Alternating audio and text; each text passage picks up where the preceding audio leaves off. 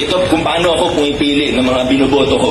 Hindi nyo kailangan gayahin, pero ito po yung sa akin lang. Meron pong iba, obvious naman.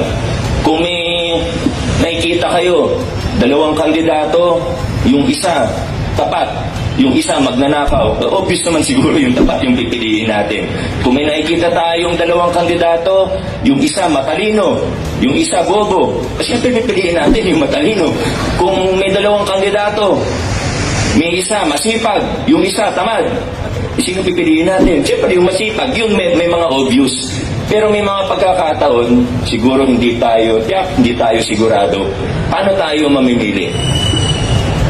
Sa akin po, kung hindi tayo sigurado, parang sino ba dyan yung mas tapat? Sino ba dyan yung mas magaling? Sino ba dyan yung mas masipag? Hindi tayo sigurado. Kung ako, pipiliin ko na lang. Kung dalawang kandidato, parang similar, o hindi ako sigurado. Kung ako, pipiliin ko na lang yung mas bago. Pipiliin ko na lang kung sino yung hindi gumagastos ng malaki. Tandaan po natin, yan ang pinakamalaking red flag sa mga kandidato. Mula sa taas, mula sa nasyonal hanggang sa barangay level, ang pinakamalaking red flag sa mga kandidato ay yung gumagastos ng ubod ng laki. Pag nakikita natin, namimili ng boto, pag alam natin, milyon lang ginagastos, ibig lang sabihin nun, lalo na pag incumbent, ibig lang sabihin nun, yung pinamimigay nila, kung nagpapamudmud din ng pera pag bago mag-eleksyon, ang ibig lang sabihin nun, pwede palang gamitin yung pera na yun sa mga serbisyo ng pamahalaan, pero kinupit nila para sa eleksyon, meron silang panggastos. Hindi natin alam magkano na iwan sa bulsa nila. Simple lang po, huwag na nating gawing komplikado pa. Yan ang pinakamalaking red flag. Huwag nating kakalimutan yan. From Patrick John, taga-Caloocan ka pala. Uy, grabe naman. Pinanganak po tayo at lumaki dyan po sa Barangay 169 sa North Caloocan. Bibisikleta namin yan nung tayo ay bata pa. At ngayon na-confirm ko na ako po ay taga-Caloocan. Nais ko rin kayong i-inform na ako po ay tatakbo sa pagka-mayor ng Caloocan sa darating na eleksyon. Gusto po natin tanggalin yung korupsyon, nang sa ganun ay magkaroon ng iba't ibang benepisyo ang mga taga-Caloocan at aayusin natin ang iba't ibang mga problema ngayon na nararamdaman ng mga taga-Caloocan.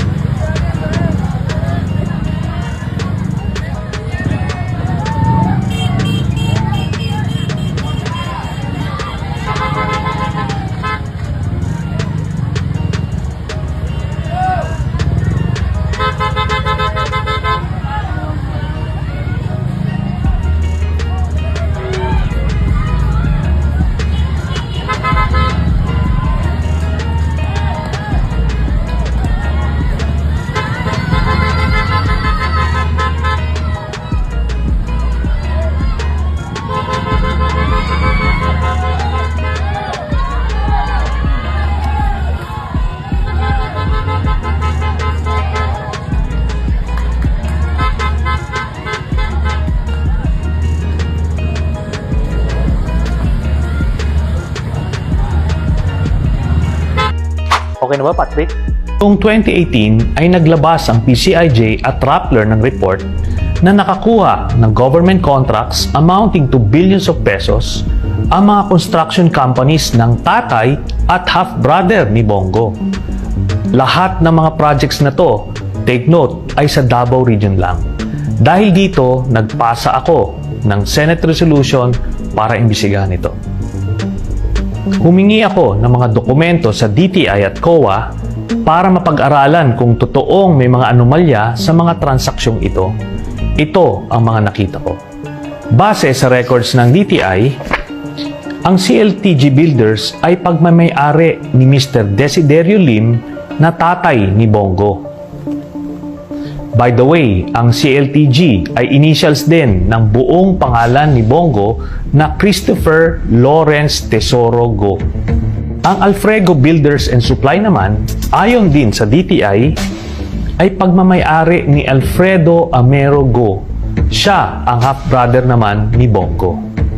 Base sa mga COA documents, nakakuha ng 125 projects ang CLTG mula March 25 hanggang May 2018 na umaabot sa 4.89 billion pesos ang halaga.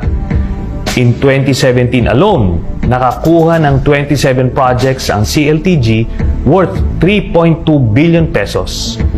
Again, lahat ng projects na ito ay located sa Davao City or Davao Region lamang. Ang ilan sa pinakamalalaking kontrata ng CLTG ay nagkakahalagang 251.7 million pesos, 208.8 million pesos, 187.9 million pesos, 182 million pesos, at 177 million pesos. Lahat pang road widening. Ang Alfrego Builders naman, ayon sa COA, ay nakakuha ng 59 projects from June 2007 to July 2018, amounting to 1.74 billion pesos. In 2018 alone, nakakuha ang Alfrego Builders ng 23 projects amounting to 1.3 billion pesos. At gaya ng CLTG, lahat ng projects ng Alfrego Builders ay located sa Davao City or Davao Region lamang. Ang ilan sa pinakamalalaking kontrata ng Alfrego Builders ay nagkakahalagang 181.5 million, 140 million, 132.5 million, 108 million, at 93 million pesos na lahat ay pang-concreting o road widening. Pag itotal ang mga projects na nakuha ng tatay at half-brother ni Bongo, ito ay aabot sa 6.6 billion pesos. Specifically, 1.5 billion pesos nung mayor pa lang si Duterte sa Davao City, habang 5.1 billion pesos worth of projects naman ang nakuha ng pamilya ni Bongo nung unang 2 taon pa lamang na pagkapresidente ni Duterte. Pareho ding B-license lang ang hawak ng 2 kumpanya, pero nakakuha sila ng malalaking proyekto. Bawal po ito. Kaso, naikutan nila ang requirement na to dahil pumapasok sila sa joint venture arrangements sa mga kumpanyang may AAA license, pero kung titignan natin ang mga kontrata nila with DPWH, mismo ang tatay ni Bongo na si Desiderio Go ang identified na contractor at siya pa rin ang nakapirma dito. Ganon din sa kontrata ng Alfrego Builders, mismong half-brother ni Bongo na si Alfredo Go ang identified as contractor ng project at siya rin mismo ang nakapirma rito. Ngayon, ano naman ang mali dito? Marami. Ayon sa Article 7, Section 13 of the 1987 Constitution, the President, Vice President, members of the Cabinet, and their deputies or assistants shall not, unless otherwise provided in this Constitution, participate in any business or be financially interested in any contract with the government. Ayon naman sa Republic Act 7080 or mas kilala sa tawag na plunder law, ang crime na plunder ay identified as any public officer who, by himself or in connivance with members of his family, relatives by affinity or consanguinity, business associates, subordinates, or other persons, amasses, accumulates, or acquires ill-gotten wealth through a combination or series of overt or criminal acts in the aggregate amount of 50 million pesos shall be guilty of the crime of plunder and shall be punished by reclusion perpetua. In the same law, ill-gotten wealth is defined as any asset, property, business enterprise, or material possession of any person acquired by him directly or indirectly through dummies, nominees, agents, subordinates, and or business associates by receiving directly or indirectly any commission, gift, share, percentage, kickbacks, or any other form of pecuniary benefit from any person and or entity in connection with any government contract or project or by reason of the office or position of the public officer concerned. Also, by taking undue advantage of official position, authority, relationship, connection, or influence to unjustly enrich himself or themselves at the expense and to the damage and prejudice of the Filipino people and the Republic of the Philippines. Kung matatandaan nyo, bago naging senador si Bongo noong 2019, siya ay ang special assistant ni Duterte simula pa noong 1998. Sa madaling salita, may paglabag sa batas ang mga ginawang pagkaka-award ng mga government contracts sa tatay at kapatid ni Bongo. At dahil bilyon-bilyon ang halaga ng mga kontratang ito, ano ang krimen nilang ginawa? Plunder. Maliwanag na ginamit ni Bongo ang kanyang posisyon in connivance with and obvious consent of Duterte as mayor and later on as president para makinabang ang kanyang pamilya. Kaya naman pala sinabi ni Duterte sa isang press con na bilyonaryo si Bongo kasi bilyon-bilyon na pala ang ninakaw nila sa Kaban ng Bayan. Bongo intervenes. Alam mo, hindi ako mag-ibang pero bilyonaryo to. Sa totoo lang. Putakin dapat, tanongin niyo kung sino yan. Liliwanagin ko lang, as always, hindi po chismis ang basihan ng mga aligasyong ito. Galing sa COA at DTI mismo ang mga dokumentong nakalap namin sa investigasyong ito. Wala silang lusot dito. Naipakita natin ang isa na namang paraan kung paano mangurakot sina Duterte at Bongo. Sa iba't ibang ahensya ng gobyerno ay meron pa silang iba't ibang pinagkakakitaan. Ito ang pangako ko. Basta pag nawala na sila sa pwesto, ipa-file namin ang mga kasong plunder kina Duterte at Bongo base dito sa mga government documents na ito. Sa mga magtatanong kung bakit hindi ngayon na, kasi siguradong gagamitin nila ang kanilang kapangyarihan para ibasura ang mga kasong isasampa sa kanila. Hayaan nyo, konting antay na lang naman. Na-discover namin ng mga impormasyon, ito ay naibigay sa akin noong 2016 ay yung bank accounts ni Duterte at ng kanyang pamilya. At ang nilalaman nito ay nakakagulat. Nakita namin na daang-daang milyon ang pumapasok sa mga accounts ni Duterte. Joint account si Sara Duterte at si Pangulong Duterte. Every 6 months, may pumapasok na dividendo galing kay Sammy Uy papunta sa accounts ni Duterte, ni Sara, Baste, Pulong at Hanilet. Lahat ito tumototal ng 40 to 55 million every 6 months. Buong pamilya ng Duterte ay kumikita sa illegal drugs. Dahil sa impeachment case ni Sara Duterte, ang mga bank accounts na ito ay lalabas at makikita ninyo na si Sammy Uy ay nagbibigay ng pera kay Sara Duterte at buong pamilyang Duterte. Ang buong paniniwala natin na si Duterte ang pinakang galit sa illegal na droga, pero ang katotohanan, siya pala ang may pinakamalaking drug cartel dito sa Pilipinas. Ito pong mga impormasyon na to ay nakalap namin. Hindi po ito gawa-gawa at nakita natin ito ay nasuportahan nung kaso mismo ng International Criminal Court. Hindi magsisimula ang kaso ng ICC kung yan po ay gawa-gawa lang. Napakagagaling po ng mga investigador dyan. Hindi ka pwedeng gumawa-gawa lang ng kwento dyan. Sa inyo yung milagro ng Pasig na tinatawag, ano? Kasi si Vico Soto po naghangad ng pagbabago sa Pasig.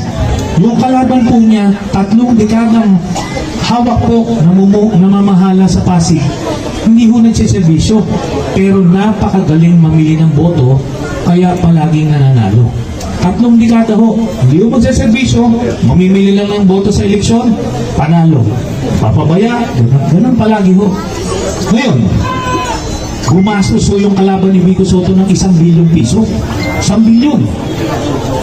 Para lang matalo si Vico Soto. Pero sabi ho ng mga taga-Pasig, gusto na namin ng pagbabago. Kaya nung binibili yung kanilang boto, kinuha nila yung pera, pero pinili nila yung bago. Di ba? O, kaya nangyari po, dahil doon, Ngayon po yung mga taga-Pasig, ramdam na ramdam yung pagbabago. Halimbawa po, sa mga senior citizen, alam niyo ba sa Pasig, nung hindi pa si Vico Soto yung nakaupo, wala hong natatanggap buwan-buwan ang mga senior citizen. Nung si Vico Soto yung nakaupo, 1,000 piso buwan-buwan kada senior citizen ang binibigay ng City Hall. Ganun ho, kalaki yung diferensya, di ba? Pero liliwanagin ko lang ho sa Team Trillanes, libre po, walang bayad, kompleto pa yung ospital, kompleto gamit. Tapos yung mga bata ho, may tablet pa sila, bawat isa, libre pa ang wifi nila. Tapos yung mga estudyante nila sa kolehiyo, ini-enroll na nila sa pribadong universidad, may allowance pa bawat isa. Tapos ito po, ang maganda ron, yung ayuda sa Pasig, hinahatid pa sa bahay. Lahat po ay nakakatanggap. Hindi po pinipili kung sino ba dito yung dikit kay Kapitan, sino ba dito yung orange, ganun. Wala hang ganun. Lahat. Diba? Ganun po mag-alaga ang isang city hall sa kanyang mamamayan kung ang mayor ay hindi nangungurakot at kung may malasakit sa kapwa. Ganyan po ang gagawin ng Team Trillanes. Ito po sa Caloocan. Okay po ba yun? Ayan. Ngayon po, hindi naman pwedeng si Trillanes lang po ang blue, tapos yung vice mayor at mga konsehal orange, di ba? Mahirap po gumalaw nun. Kaya kailangan po straight kami, di ba? Kailangan straight kami. Papakilala. Meron po ba? Wala. Doon po sa likod. Meron ba? Wala. Kahit man lang ba nagpakita po dito sa inyo at nagpasalamat sa suporta ninyo? Wala po. Wala rin. Hindi na nagservisyo, hindi pa nagpakita. So sana naman po hindi na makaulit yung vice mayor na orange. Pwede po ba? Pwede ba natin subukan ang sipag at galing ni Vice Mayor PJ Malonzo? Vice Mayor PJ Malonzo. Ang ating mga konsehal, Mickey. Ito po, importante, kasi karamihan po ng botante sa Caloocan, binabaliwala po yung pagpili ng mga konsehal. Akala po natin, congressman, vice mayor lang, tas bahala na yung mga konsehal. Na lang ng Team Trillanes para panghuli na lang po. Panghuli na lang. 2025 na ho ngayon. Alam niyo po ito, wala hong pagbabago, wala hong serbisyo, wala po kayong benepisyo. Pero binigyan po sila ng 4 na eleksyon. Pero hayaan na po natin yung nakaraan. Sinubukan nyo na po sila, binagbigyan nyo sila ng 12 years, pag-servisyo dito. Pero palagay ko naman na mapanahon na pagbabago dito po sa ating lungsod, di ba? Pwede na po ba natin mapalitan yung mga orange? Ano po ipapalit natin?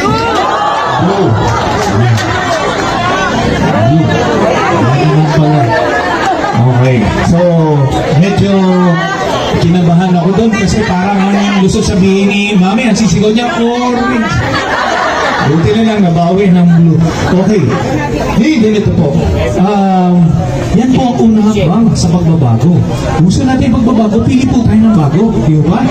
Kasi, nangyari na po yan. Nagpapakita dito kahit dito sa inyong barangay, kumpiyansa sila na mananalo sila. Dahil daw mamimili sila ng boto. Okay, kaya kung susubukan po nilang mamili ng boto dito po sa inyong barangay, ang payo po namin sa inyo, gawin po natin yung ginawa ng mga taga-Pasig. Kuhanin yung pera, piliin yung bago. Pwede po? Ayan. Kasi unang-unang pera po ninyo yun. Pera po ninyo yun. 11 billion pesos kada taon ang budget ng Caloocan. 2 billion dyan binubulsa nila. Sa 3 taon po, 33 billion pesos ang budget ng Caloocan. Naramdaman niyo po ba yun? Naramdaman niyo po? Hindi, di ba? Tapos kung makakamali po tayong kuhanin yung 1,000, tapos piliin natin sila ulit, 3 taon ulit tayong papabayaan. Di ba? Ngayon po, kikwentahin po natin, Mami, yung magiging benepisyo ng senior citizen. Trillanes po ang magsiservisyo sa inyo. Magkano po ang magiging benepisyo niyo? Wala, di ba? Meron daw spaghetti. So, maliwanag naman po ang pagpipilian po dito. Maliwanag po ang pagpipilian. ito na po yung pagkakataon natin magkaroon ng pagbabago sa Caloocan. Pero nasa kamay po ng Barangay 175. Okay po ba yun? Handa na po ba tayo sa pagbabago? Pwede na ba natin ibaon sa limot ang mga orange? Ano po ipapalit natin? Okay, maraming salamat po sa inyong lahat. Sa muli natin pag-ulitan. Mabuhay kayo.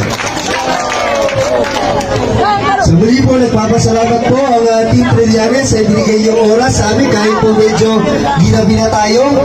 Isang senyales na siyempre sa pangunguna ng ating Congressman Ray Malonzo. Nandiyan din po ang Magdalo Party List, ang ating mga kasamang konsihal, Councilor Miling Faustino, Councilor Mickey Bunag, Councilor Angie Leonardo, at Councilor Kay Mugla. At siyempre ang ating Mayor Sally Trillanes. Okay ba sa inyo na bigyan natin ng benepisyo ang lahat ng senior citizen? Kasi ang sinasabi nila, hindi raw kayang bigyan dahil napakarami raw ng senior ng mga taga-Caloocan. Kaya ang sagot lang natin dyan, kung gusto, maraming. Kung ayaw, mas maraming dahilan, hindi ba? Isang request lang, pwede po bang Magka-partner sila ni Paulo Duterte nung mga panahon na yon. Sila ang nag-control nung smuggling operations doon sa customs at that time.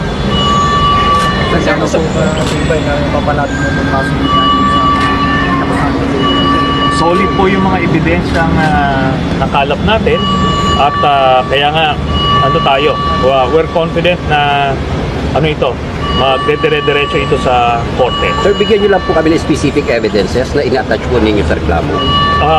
Basta mga testimonial evidence at documentary evidence. Kasama po ba ito dito yung investigation sa Senado noon?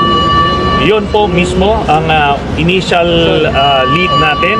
Tapos pinursu na lang natin yung mga iba pang mga pwedeng ma-pursue from that investigation. Kasi nung mga panahon na yun, talagang pinilit nilang i-suppress yun, pati yung investigation sa Senate, yung mga kaalyado nila talagang pinilit i-whitewash itong investigation. Ito po ba, sir, yung panahon na hinahamon nyo si Polong noon na ipakita yung tato sa kanya likuran? Yun mismo, At yun nga yung pruweba na membro din siya ng triad, magkakasama yan sila, nila Charlie Tan. Ito ang buong kwento ko. Noong 2016, nagsimula kaagad ang patayan.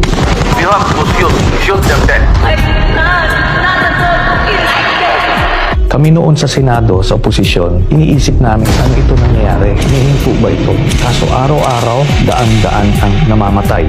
Naaalarma kami dahil bilang miyembro ng Senado, ang katungkulan namin ay pumuna ng mga kamailian na nakikita natin sa ating lipunan. Naghain kami ng resolusyon, hindi po ito panggugulo. Ito po ay isang checks and balance ng ating sistema na para siguraduhin na walang maglalabis ng poder sa iba't ibang sangay ng gobyerno. Si Sergeant Arturo Las Cañas ay isa sa mga leader ng Davao Death Squad. Nagmamatigas noon at dinidinay niya lahat ng mga paratang sa kanya. Namatay din ito sa Davao City. Your Honor, I think I'm not in a position to answer, Your Honor.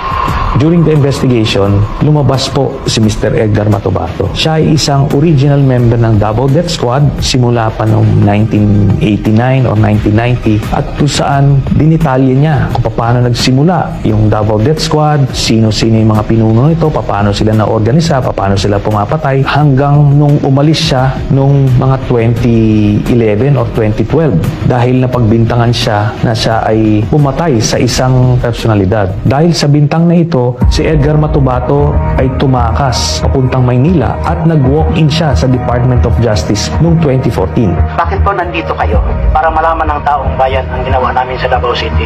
Para mabigyan ng katarungan yung lahat yung namatay ng mga inosente. Siya ay kinwestiyon ng NBI agents, tinitingnan kung totoo ang kanyang storya at dito na nga mas lumalim yung investigasyon. Yung lahat ng mga pinangalanan ni Mr. Matubato na mga miyembro ng Davao Death Squad, na mga miyembro rin ng Philippine National Police, ito ay pinatawag namin sa Senado. Itong si Sergeant Arturo Las Cañas, kinalaunan, siya ay umamin na totoo nga lahat ng mga sinabi ni Edgar Matubato at mas marami pa siyang sinabi tungkol sa Davao Death Squad. I would like to ask for an apology and an understanding of what I have said because I'd like all the testimonies of Edgar Matubato against my son.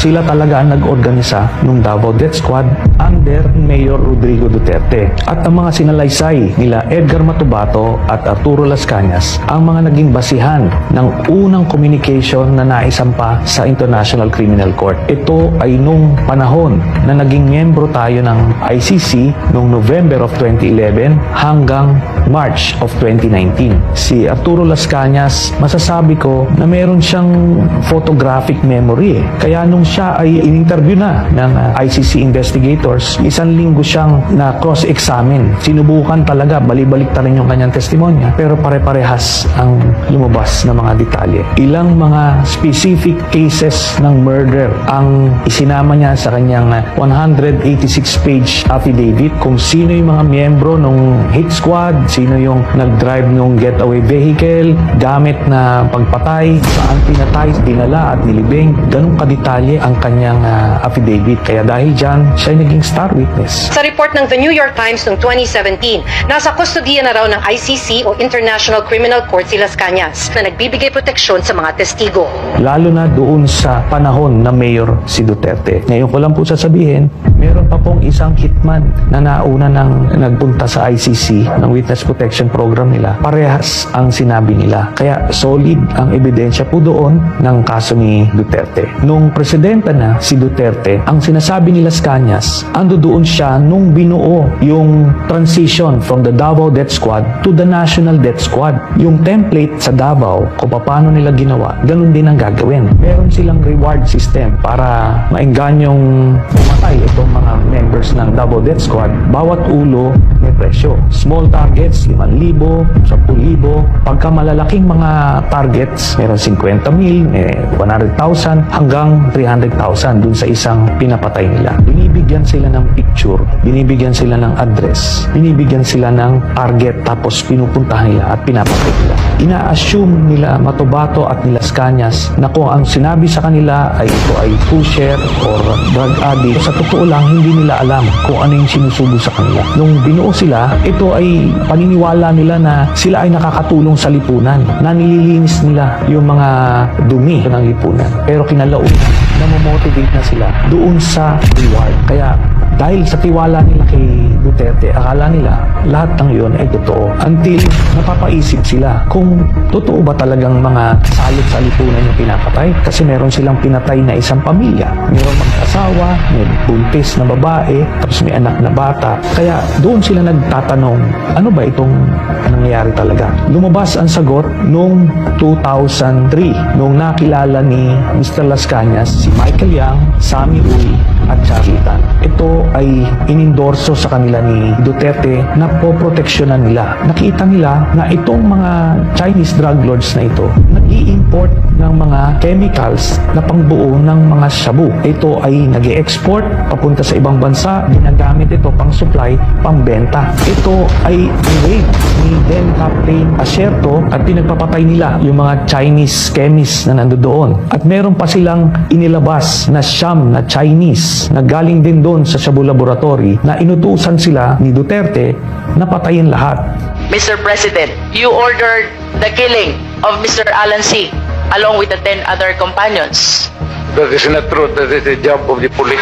Lumalabas doon sa salaysay ni Arturo Las Cañas. Hindi alam ni Duterte na bago nila mapatay ay nakausap pa niya yung pinakang pinuno nung siyam na Chinese workers na si Alan C. na ang boss nila ay si Michael Yang at yung kanilang mga passport ay na kay Michael Yang. Another important observation, Mr. President, Alan C. said that his passport was taken by the operatives, while the 10 others, ang sabi po nila, hawak ng employer nila. And the employer was named as Michael Yang. What can you say about this? Nothing to do with it. Wala akong pakialam dyan. Yun na nga ang lumalabas na pinoproteksyonan na sikreto ni Duterte, ang involvement niya sa isang drug lord sa Davao. Noong 2016, nung naging presidente, si dating Pangulong Rodrigo Duterte, isa sa mga unang appointees niya ay si Michael Yang bilang economic advisor. Kaya dito magtataka tayo, bakit isang Chinese citizen ay gagawing economic advisor ng isang presidente? Kinalauna nakita namin kung bakit niya ito ginawa para masabi niya sa buong bürokrasya, sa AFP, PNP, PDEA na protektado niya ito, tao niya ito, si Michael Yang. Noong 2017, ito na ngayon si Colonel Asierto. Siya yung Captain Asierto na nag-raid noong 2004 dun sa Shabu Laboratory sa Davao City. Binalikan niya itong kanyang asset na nagbigay sa kanya ng info tungkol dun sa Shabu Laboratory na yon at sinabi na si Michael Yang, isa rin sa nasa likod dun sa Shabu Laboratory doon. So, ibig sabihin, itong economic advisor ni Duterte, isang drug lord. Nung panahon na yon, hindi alam ni Colonel Asierto ang ugnayan ni Michael Yang at ni Duterte, kaya gumawa siya ng report. Nais niyang impormahan ang iba't ibang ahensya na ang malapit na advisor ni Duterte ay isang drug lord at baka hindi ito alam ni dating Pangulong Duterte. Kinalaunan, nung nalaman ni Duterte yung report ni Colonel Asierto, binaliktad niya. Nasangkot sa illegal na droga ang malapit na kaibigan ng Pangulo na si Presidential Economic Advisor Michael Yang. Tinukoy ni Asierto si Yang at isang Alan Lim na nasa likod ng nadiskubre nilang malaking Shabu Laboratory sa Davao noong 2004. Sabihin mo, yung Michael Yang lalabas ni Asierto. Yan totoo.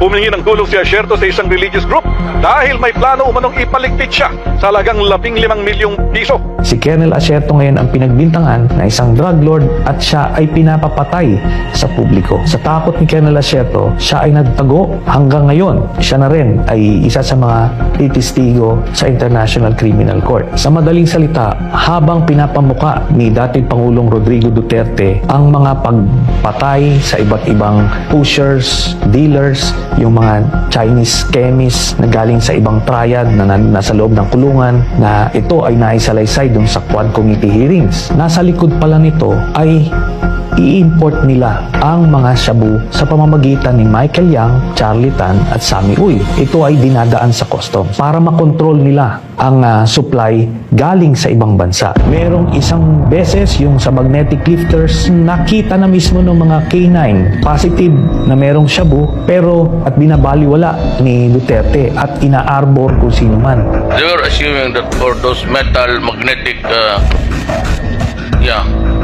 contained, so the borehole, there was nothing there. It was pure speculation. Ayon sa PDEA, naabutan nilang butas at walang laman ang lifters dahil naipusrit na ang droga palabas ng warehouse. Kaya ni isang drug lord ay walang nakasuhan dun sa mga tonetoneladang mga na-import na shabu. Ang nagpapasilitate nito lahat, una-una si Pulong Duterte, ang kanyang son-in-law na si Mans Carpio, ang Customs Commissioner Nicanor Faeldon, at iba pang mga personalidad na nakadikit kay Duterte mismo.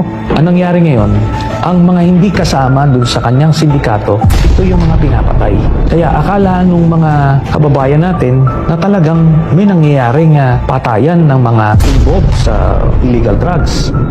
Hindi totoo ang war on drugs. Ito ay ginawa lang ni Duterte para panglihis dun sa intention niya na i-monopolize or i-control ang drug trade dito sa bansa. Kung may totoo lang maski isa, I will hang myself in front of you. You can summon, I will sign a waiver, all banks. Will the former president be okay that if we draft the waiver now instead of tomorrow? Will you be fine with that, Mr. President? Anong kapalit, sir? Sampaling ko sa publiko. Wala naman. Ngayon na. Lulo mo. Isa sa na-discover namin ng mga impormasyon, ito ay naibigay sa akin noong 2016 ay yung bank accounts ni Duterte at ng kanyang pamilya. At ang nilalaman nito ay nakakagulat. Nakita namin na daang-daang milyon ang pumapasok sa mga accounts ni Duterte. Joint account si Sara Duterte at si Pangulong Duterte. Every 6 months, may pumapasok na dividendo galing kay Sammy Uy papunta sa accounts ni Duterte, ni Sara, Baste, Pulong at Hanlet. Lahat ito tumototal ng 40 to 55 million every 6 months. Buong pamilya ng Duterte ay kumikita sa illegal drugs. Dahil sa impeachment case ni Sara Duterte, ang mga bank accounts na ito ay lalabas at makikita ninyo na si Sammy Uy ay nagbibigay ng pera kay Sara Duterte at buong pamilyang Duterte. Ang buong paniniwala natin na si Duterte ang pinakang galit sa illegal na droga, pero ang katotohanan, siya pala ang may pinakamalaking drug cartel dito sa Pilipinas. Ito pong mga impormasyon na to ay nakalap namin. Hindi po ito gawa-gawa at nakita natin ito ay nasuportahan nung kaso mismo ng International Criminal Court. Hindi magsisimula ang kaso ng ICC kung yan po ay gawa-gawa lang. Napakagagaling po ng mga investigador dyan. Hindi ka pwedeng gumawa-gawa lang ng kwento dyan. Hindi lang droga ang kinasangkutan ng sindikato ni Duterte. Nandiyan na yung Farmally at yung iba't ibang pinagkakitaan nung COVID. Isama na rito yung Sinovac na vaccine na tinubuan nila ng 2,000 piso bawat isang vial at umorder sila ng 50 million vials. Sa madaling salita, 100 billion pesos ang kinita sa isang transaksyon na ito. Ito rin ang dahilan kung bakit pinigilan nila ang pagpasok ng Pfizer at Moderna at inuna nila yung pinakamahinang klaseng vaccine para sa mga Pilipino. Nandiyan na rin yung mga mask, personal protective equipment, yung face shield, yung mga ventilators, yung mga rapid tests, yung RT-PCR at iba pang mga gamit nun. Yung inaakala ninyo na natulungan kayo nung panahon ng pandemic, ang totoo nito ay pinagkakitaan pa tayo. Ang sindikato ni Duterte din ang nagpasok ng mga pogo sa Pilipinas. Itong pogo ay naging pugad ng iba't ibang krimen. Human trafficking, cyber pornography, money laundering at iba pa. Na-discover nga dito sa mga Quadcom hearings na lumabas yung mga pangalan nila Alice Guo at iba pa. Makikita natin dito si Michael Yang ay kasama sa Farmally, kasama rin siya sa Pogo at kasama siya sa drug cartel. Sa makatuwid, ang pinaglingkuran ni Duterte ay hindi Pilipino, hindi kayo, kung hindi si Michael Yang ng China. Sa mga nagsasabi na ang lahat ng mga nangyayaring ito ay isang political na away between Marcos at Duterte, 2017 pa lang ay final ko na ang kaso. Wala pa po sa pwesto si President Marcos. Halos 8 taon na inimbestigahan ito ng ICC.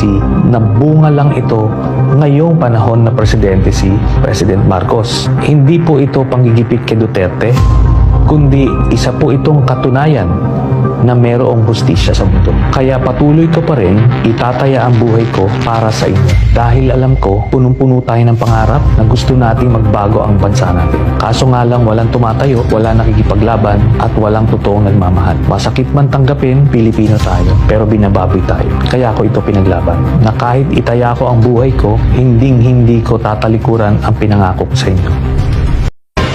Sinampahan ang reklamong drug smuggling at graft sa Justice Department si Representative Pulong Duterte ni dating Senador Antonio Trillanes IV.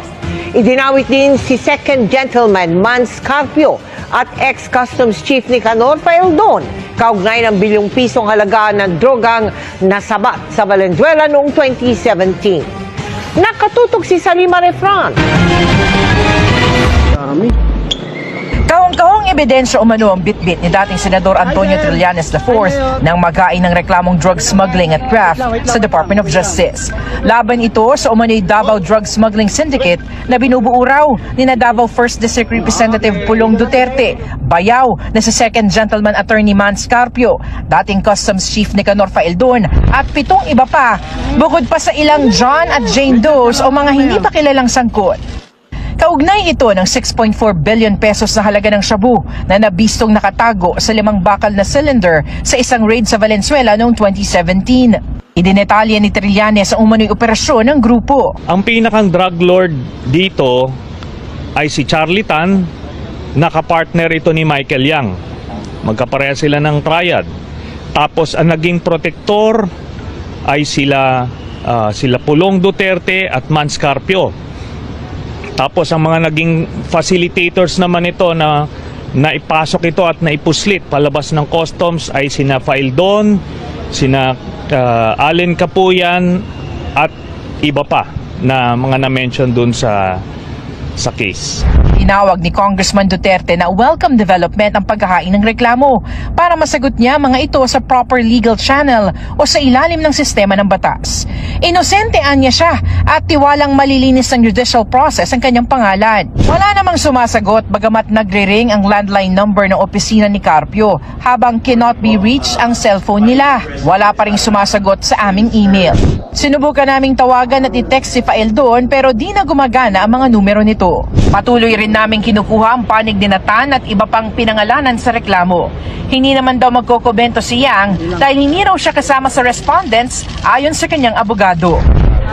Kaugnay pa rin po ng pagkakaaresto ng Interpol kay dating Pangulong Rodrigo Duterte, kausapin naman natin si dating Senador Antonio Trillanes IV. Magandang umaga at welcome po sa Balitang Hali, sir. Si Connie Season po ito. Magandang tanghali po sa inyo, Miss Connie at kay Rafi.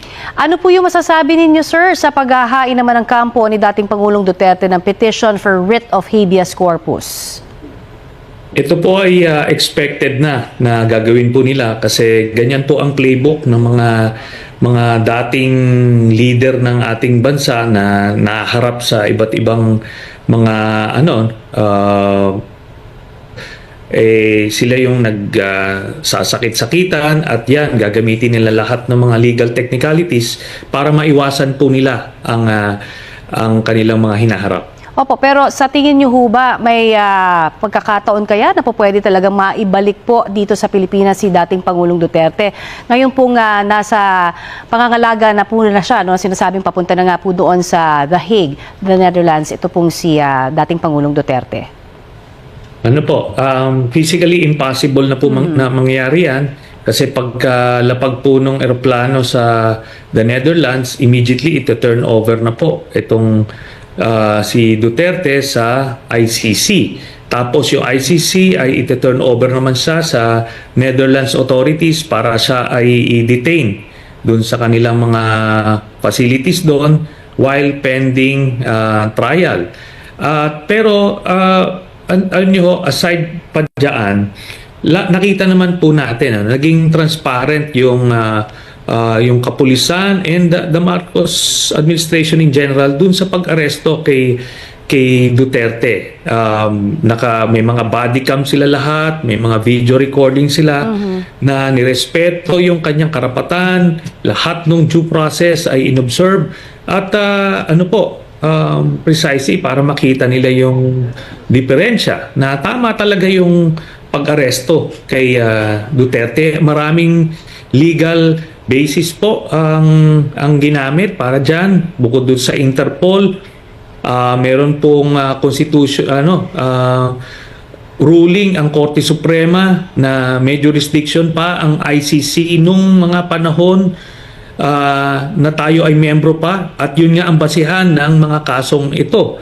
Tapos yung ating batas na Republic Act 9851 na kung saan sinasabi doon na ang ating gobyerno ay pwedeng isurrender ang isang akusado kagaya ni Duterte kung siya ay nahaharap sa isang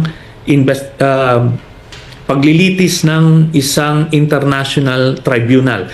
So very, very specific.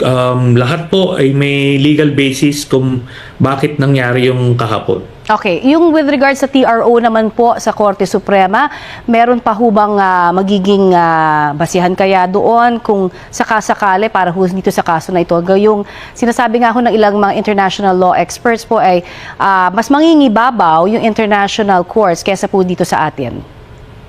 Ano po yan?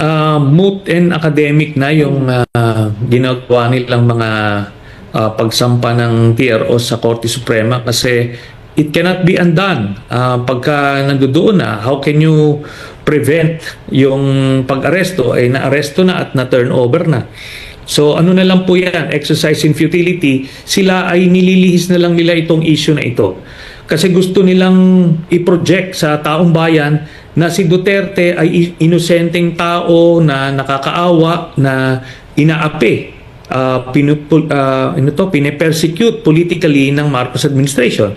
Ganyan yung gusto nilang i-project. Pero ang makikita nyo po, kaya gusto kong i-remind yung ating mga kababayan na yung nakikita nyong imahe po ni Duterte ngayon na parang nakakaawa, hindi po yan, huwag po tayong madala dyan kasi dadaling ko po kayo nung panahon nung siya ay presidente ng ating bansa na naghahari-harian siya noong 2016 to 2022. Inisentabi niya yung mga batas natin at pinagpapatay niya, inutusan pinagpapatay yung mga libu-libong mga Pilipino noong time na yun. Alam po natin yun, nasaksihan natin yun, yung mga mahihirap, yung mga nakatira po sa mga squatters area ay pinapasok yung kanilang bahay para patayin po sila. Yun po ang imaheng dapat po natin tandaan. Marami pong salamat sa inyo pong binigay sa aming oras dito po sa Balitang Hali Center. Salamat po. Yan po naman si dating Senador Antonio Trillanes IV.